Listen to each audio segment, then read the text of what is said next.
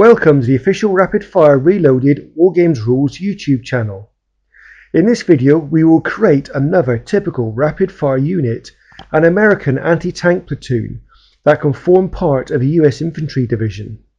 The infantry anti-tank platoon in northwest Europe were equipped with a 57mm M1 anti-tank gun, which was a copy of the British 6-pounder. For the anti-tank platoon we will require an anti-tank gun and a towing vehicle. The gun is a white metal model from Valiant Miniatures, the US 57mm anti-tank gun with 3 crew.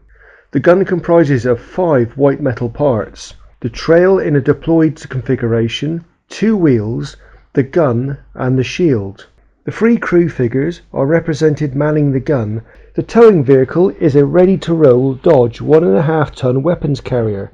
This model represents the Dodge WC62 6x6 light truck. The model is a single-piece casting with a raised tilt and is moulded with an integral base.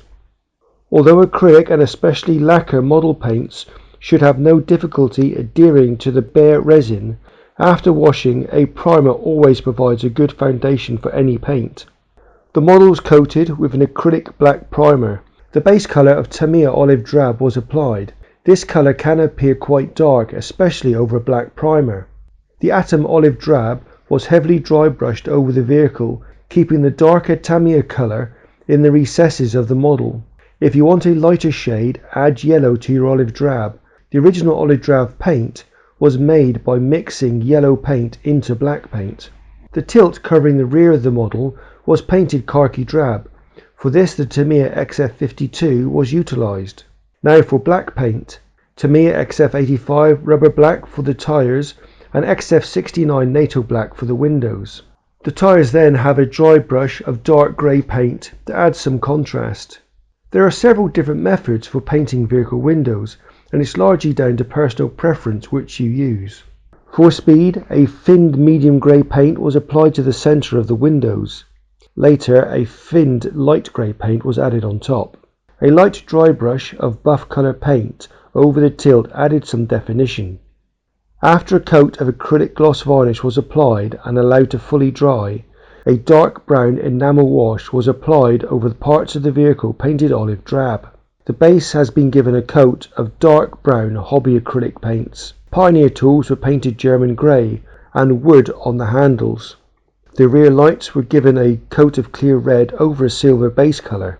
The edges of the vehicle panels were highlighted in an ammo mig olive drab shine. The slit on the rear of the tilt was emphasised using a pin wash with a dark brown paint. A small amount of pigments, European earth and airfield dust, was applied to the tyres and the mudguards. A green hobby acrylic paint was stippled over the base, leaving some of the brown showing. A spare decal was found for the bonnet or hood of the vehicle, and a coat of decal fix was applied, after which PVA glue was applied to hold the static grass in place. Once dry, the paint and the decal were given a coat of matte acrylic varnish. Now we can move on to the M1 57mm anti-tank gun. With the exception of the wheels, the components for the gun are glued together with impact adhesive. The priming and painting of the anti-tank gun follows the same process used for the Dodge weapons carrier. Once painted, the wheels can be attached. The 3 gun crew are 2 gunners and a commander. Any flash is removed, then the figures are primed with a white acrylic primer. A basic skin colour is applied to the hands and face, and once dry, a Citadel contrast paint is used to enhance the features on the figures' faces. The helmets are painted with an olive drab wash made from heavily thinned Atom olive drab paint. The ammo US Forces Uniforms World War II figure set was used to paint the figures. For the uniform, the trousers were painted dark green. The jacket and the gaiters were painted in a buff or light sand colour. The boots are painted dark brown.